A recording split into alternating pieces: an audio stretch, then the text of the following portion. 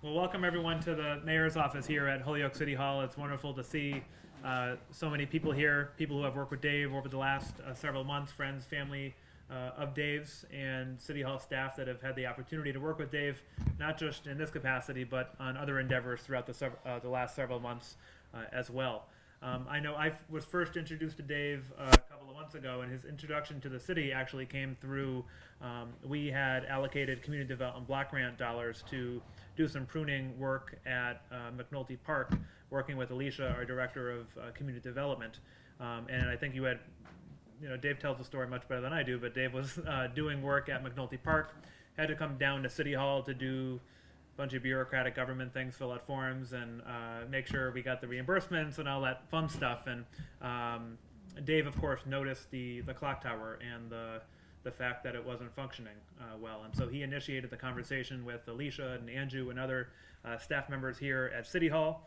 It quickly came to my office, and when posed with the question, is this something we wanted to embark on in the next several weeks and several months, without hesitation, I said yes. I mean, what an exciting opportunity for the city of Holyoke, and just to see the excitement around not just Holyoke, but across the entire Pioneer Valley and beyond. The attention that has been given to the restoration of this clock tower really has been absolutely tremendous. And I think not only have we, literally fixed a clock tower, I think it's also symbolic in what's happening here in the city of Holyoke, that we're back on time, we're lit up again, and a lot of that is because of the work of Dave Cotton. And we couldn't be more thankful here at Holyoke City Hall to meet someone like Dave, so selfless, that has been so generous with his time, his money, his resources, with his relationships in the area, to be able to devote all of that, bring that together for our city's benefit, not just us today, but for those who come after us and generations to come. So for that, we're incredibly grateful.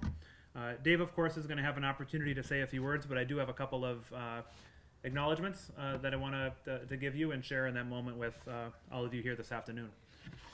So whereas Holyoke City Hall was built in 1876, built in Gothic Revival style of granite, quarried in Munson, Mass., a staple of the city, it houses the city offices and is listed on the National Register of Historic Places. And whereas the clock tower is the highest structure in the city of Holyoke at 220 feet tall, the clock tower, containing 4 phases of Belgium milk glass, can be seen from miles away when it is lit. And whereas the clock had neither been lit nor ticking for over 30 years, until Dave Cotton, a local steeplejack and arborist, took it upon himself to repair the clock. And whereas Mr. Cotton donated his time and money to repair the clock with new face lighting and a repaired electrical system. Thanks to his hard work, on July 4th, 2018, the clock was lit for the first time in 3 decades. And whereas the work contributed by Dave Cotton serves to carry the legacy on, the hard work by those men and women who built City Hall, and ensures it to keep working for generations to come. Therefore, be it resolved that I, Alex B. Morse, by the authority vested in me as mayor of the city of Holyoke, do hereby proclaim August 27, 2018, as Dave Cotton Day in the city of Holyoke.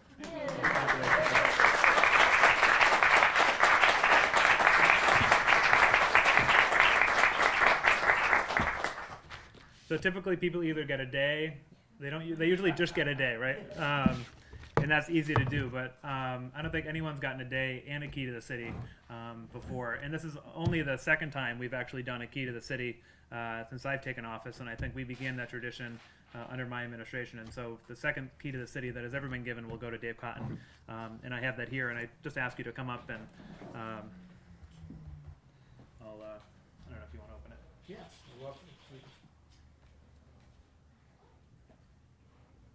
Looks like it was from the era of when the clock was made. Yeah.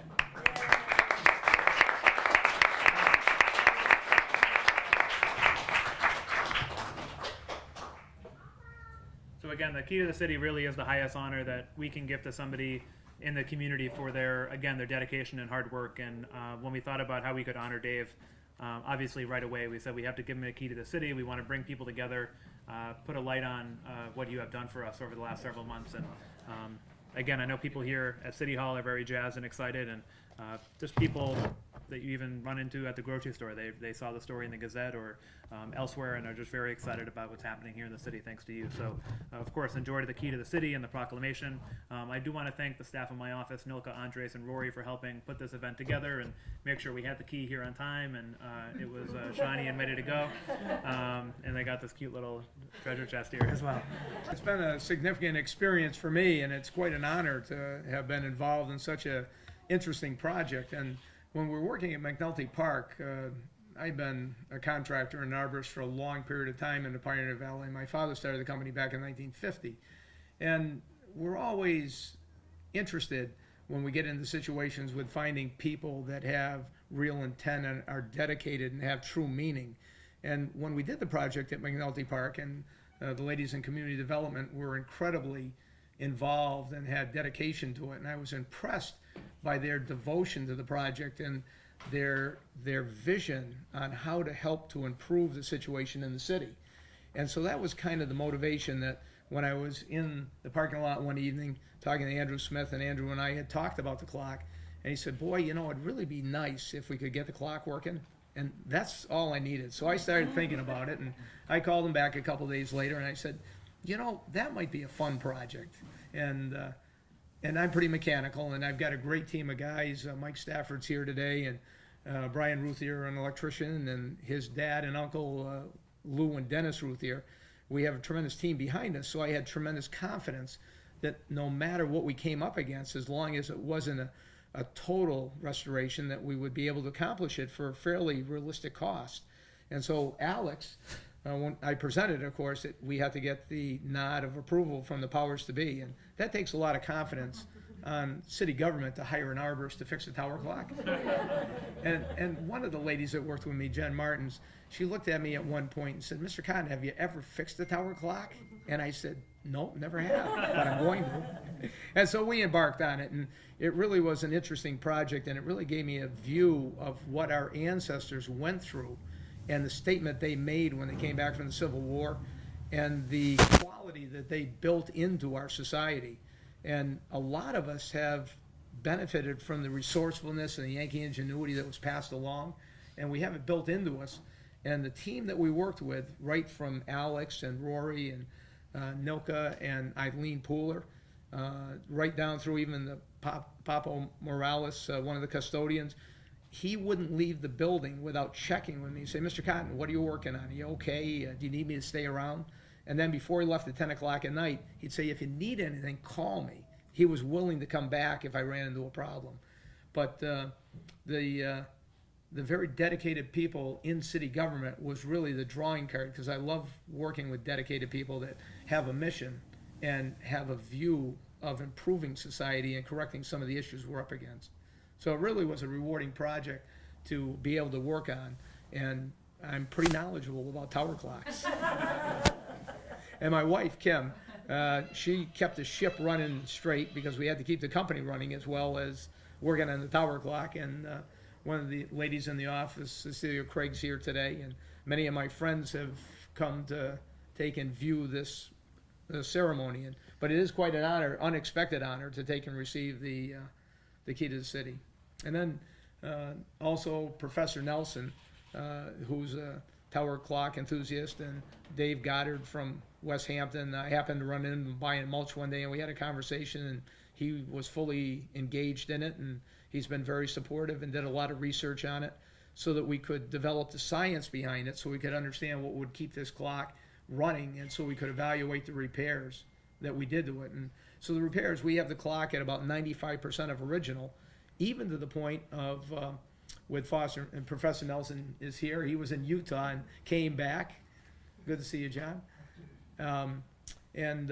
Scotty Fanoof is a lock expert, and he repaired the original lock sets that secured the tower back in 1875 when it was built. And so today we just finished fixing the last lock that secures the main tower. So the original lock sets that secured the tower in 1875 are 100% repaired and function again with the original skeleton keys. So we've really tried to keep the integrity of the facility as close to historically correct as possible. And so really it's been a great project, and everybody that's been up there is just amazed by it. It puts a whole different mindset on where we live and work, and it's looking back 143 years to what these men and women sacrificed to build this facility. But yeah, anybody that, and it's a little bit challenging. There's a lot of stairs. but they're fairly safe, and anybody that's comfortable, it's fairly safe.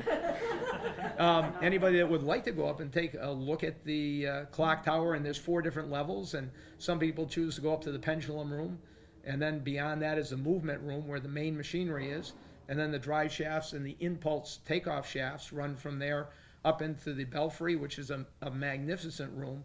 Some people stop at that level. That's pretty comfortable. And then going up to the motion and clock face room, that's a little bit of a climb, but the view's incredible. And you can witness and view the 8-foot diameter, 2-inch thick Belgium milk glass faces up there, and they are phenomenal. And one of the ladies from Community Development, Jen Martins, was very devoted to the project, and she spent countless hours. She's a cleaner. I'm a mechanic. She's the lady that organized and cleaned everything, and she did an incredible job really cleaning and restoring things so they're really pristine, and it's amazing the quality and the level of efficiency there is in this mechanism. So yeah, if anybody would like to come up, but we'd love to show it to you. Thank you. Well, thank you, Alex.